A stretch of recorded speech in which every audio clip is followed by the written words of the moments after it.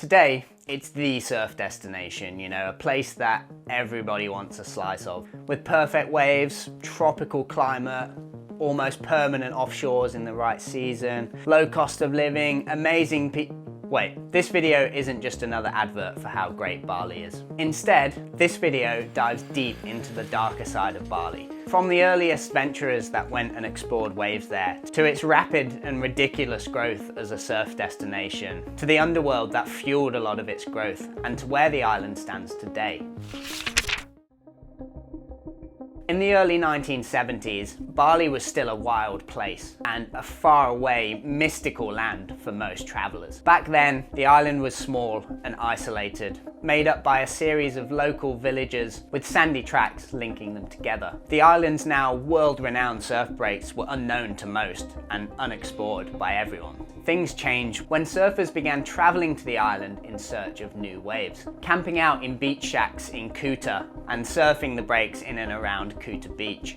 But while this was all well and good, rumours began to circulate of another wave, one that was more perfect and more dreamy than you could ever imagine, and that was supposedly located on the most southwesterly tip of the Bukit Peninsula.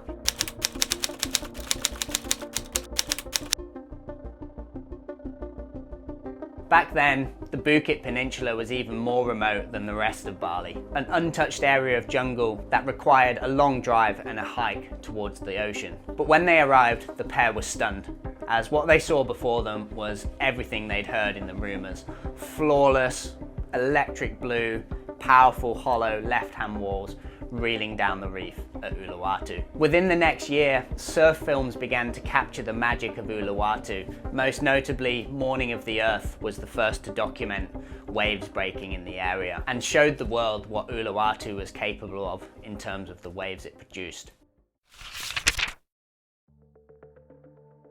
Later that decade, Bali's surf scene began to grow steadily. With a new wave of international surfers descending upon the island, Kuta, once quiet and remote, gradually transformed into a bustling surf town. But then, the surf culture here was still reserved only for hardcore surf travellers, people who came to Kuta back then, stayed in tiny little wooden guest houses known as losmans, and survived off a diet of nasi goreng and fresh seafood. By the 1980s, Bali had become a haven for surf travellers from Australia, Europe and the States. More perfect waves were discovered around the Bukit, Padang Padang, Bingin, Dreamland, all of these waves everyone now knows. Imagine surfing some of those spots back in the day with no one out, it would have been amazing.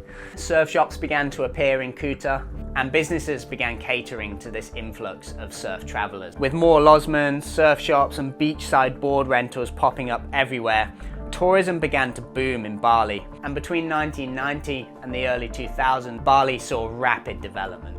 And this development particularly happened in and around Kuta and then spread to Seminyak, Canggu and Uluwatu. Dirt roads were replaced by highways, modern hotels and surf camps sprang up around the island, and world-class restaurants began catering to an increasingly international crowd. Though Bali was now this fully fledged surf destination, everyone knew about it, everybody wanted to go there, and everybody did go there. It became hectic and lineups became crowded. But with this growth and rapid rise in popularity came a darker side.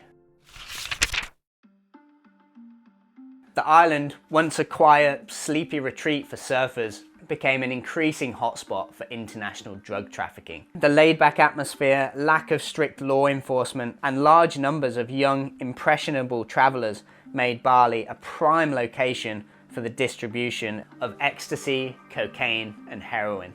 The rise of drug use in Bali in the 90s and early noughties coincided with the island's growing surf culture. Kuta's party scene, already a mix of loud bars and cheap alcohol, became synonymous with illicit substances. If you've been to Kuta and had a few nights out there, you'll know firsthand that just how sort of dodgy it can be. It's one of those places where you go for a normal night out, but anything can happen. You never know what you're gonna get entangled up in. So yeah, if you're young going there for the first time, definitely be careful.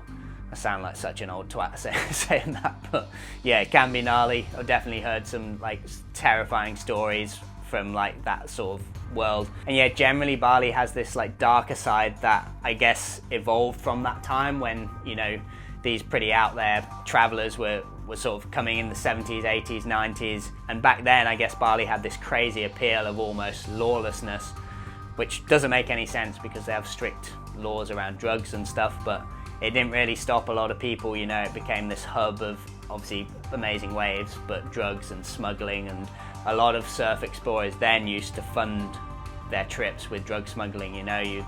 They used to cut holes in their surfboards, smuggle drugs inside their boards, you know, go to places like Bali, sell drugs, and that would pay for their next few months of traveling, you know. And in 2002, Bali experienced what would become known as the darkest day in its history, and that was the Bali bombings. The attacks killed 202 people and had a profound impact on the island.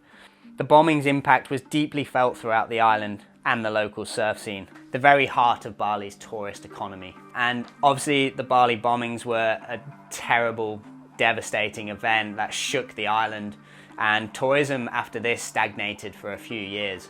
Now through the 2000s, the island began to grow and grow and grow, and so too did this underworld of drugs and smuggling. And the most infamous chapter in this era of the island's history was the Bali 9. The incident shocked both the local and international surf communities, and as the group had been drawn to Bali with the same allure that once brought surfers for its waves, the Bali 9 served as a tragic example of the island's vulnerability to the dangerous underworld that had begun to take root in and amongst the tourist scene. So this was a wake-up call to many of people who were funding this underground lifestyle of smuggling to get waves. There are so many other things going on the island that, you know, didn't really make it into news, or, you know, that I can't even really talk about in this video. If you want to go deeper into this crazy underworld of Bali, I'll leave some books down in the description that are just fascinating reads. By the 2010s, Bali was no longer just a surfing destination. It had become a global tourist mecca, with surfers, digital nomads, backpackers, partygoers, influencers, holidaymakers from all over the world. Everyone flocked to Bali, and everybody wanted a slice of what Bali had to offer. So surf breaks that were once relatively uncrowded had now become completely packed and completely overrun. And many would argue that the quiet charm of Bali, while still visible in pockets, was increasingly drowned out by the noise of mass tourism. Crowds became the norm, and the once empty lineups of Uluwatu back in the 70s were just crowded all the time. You know, on a crowded day there, you can see 100 to 200 people out there. Canggu, you know, 50 people out on just one peak. It's pretty hectic.